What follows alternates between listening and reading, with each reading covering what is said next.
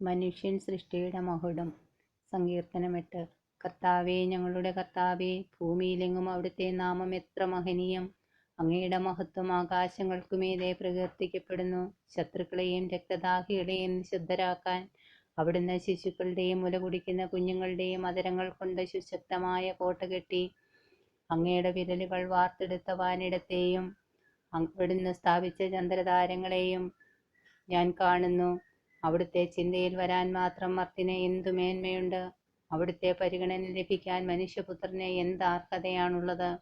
എന്നിട്ടും അവിടുന്ന് അവനെ ദേവദൂതന്മാരെക്കാൾ അല്പം മാത്രം താഴ്ത്തി. മഹത്വവും ബഹുമാനവും കൊണ്ട് അവനെ മകുടമണിയിച്ചു.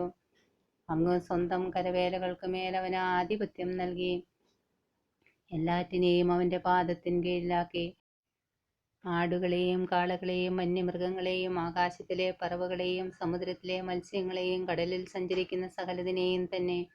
കർത്താവേ, ഞങ്ങളുടെ കർത്താവേ, ഭൂമിയിലെങ്ങും അങ്ങയുടെ നാമം എത്ര മഹനീയം!